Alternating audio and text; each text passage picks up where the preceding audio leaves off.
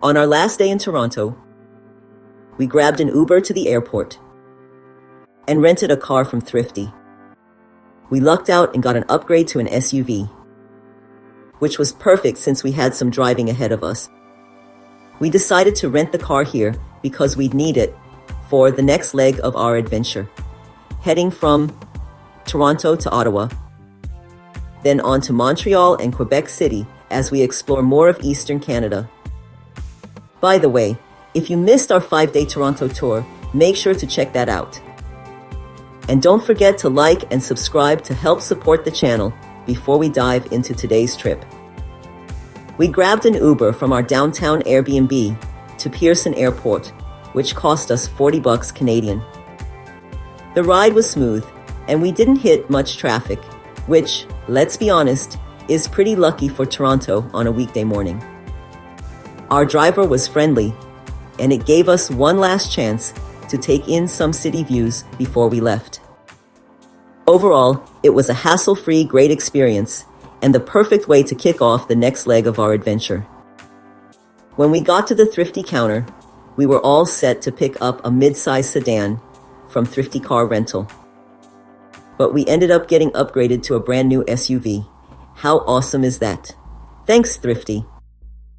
The SUV was perfect for the longer drives we had ahead, and the extra space and comfort made the whole trip feel even better right from the start.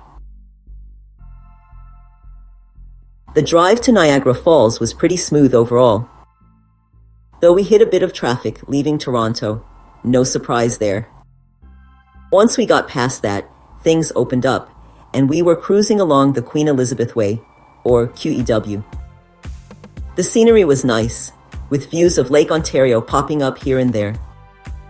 It took us just under 2 hours to get to Niagara Falls, even with the slow start. We didn't make any major stops along the way. When we got to Niagara Falls, the weather was much cooler than in Toronto, and a bit drizzly. We parked in a paid underground lot, which was super convenient. After that, we took a little walk around, grabbed a sandwich, and just chilled for a bit before heading over to see the falls. It was the perfect way to unwind before checking out the main attraction. Once we made our way to the falls, it was impossible not to be in awe. The sound of the water crashing down was thunderous, and the mist in the air added to the magical atmosphere.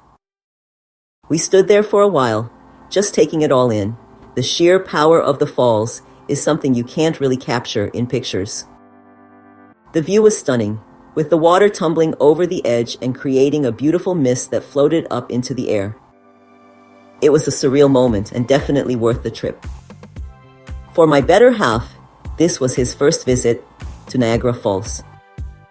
As for me, it had been many years since I'd been here, so it was absolutely amazing for the both of us to see this incredible natural wonder. The falls still had the same awe-inspiring power and beauty, but there was something special about experiencing it again, especially sharing it with someone who had never seen it before. The whole moment felt like a fresh perspective on a place I'd last visited so long ago.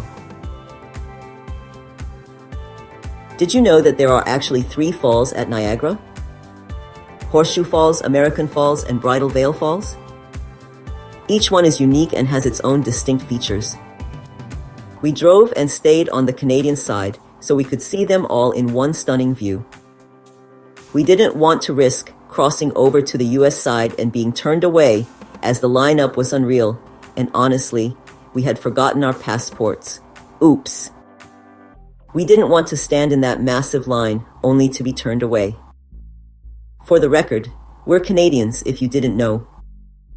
Horseshoe Falls, which is the largest and most iconic, is located on the Canadian side. Its massive curved shape is what gives it the name Horseshoe and is by far the most powerful of the 3.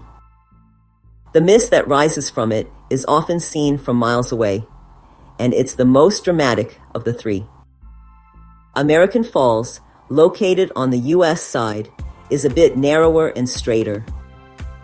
While still impressive, it's not as tall or as wide as Horseshoe Falls. The American Falls is also separated from the smaller Bridal Veil Falls by a small island called Luna Island, which is where you get a closer look at both. Bridal Veil Falls, also on the US side, is the smallest of the three. It's a delicate, thin stream of water that cascades down into the Niagara River below, and it's especially beautiful with the mist that often forms a rainbow in the sunlight.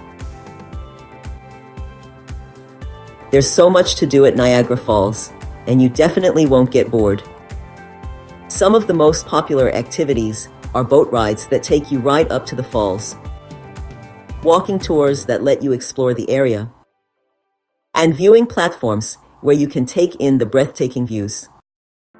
If you're looking for a bit of adventure, there's also a zip line that takes you right over the falls, definitely something for thrill seekers. My better half decided to go for the Hornblower boat ride, which is probably the best way to really feel the power of the falls up close.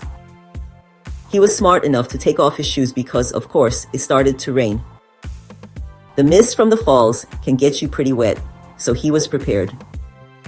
I didn't hop on the boat myself, since I didn't want to get soaked. But I enjoyed walking around and checking out all the views.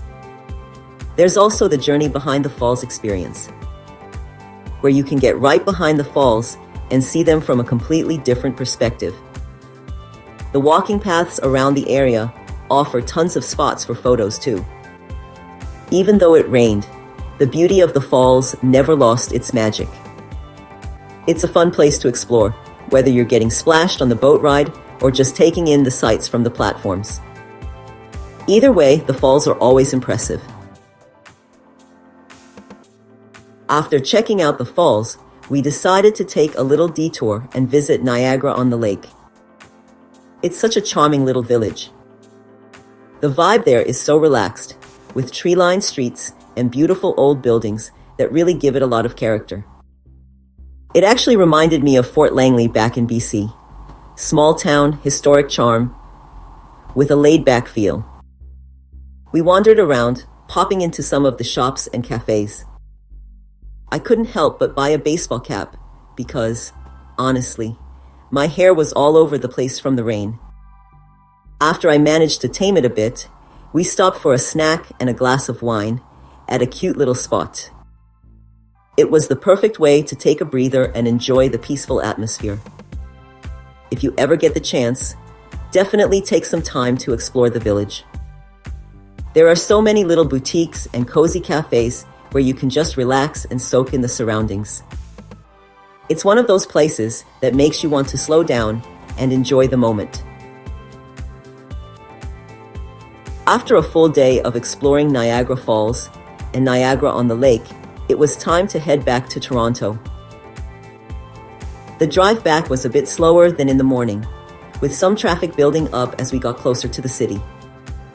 We wanted to get back with enough time to pack up and get ready for our next leg of the journey to Ottawa tomorrow morning.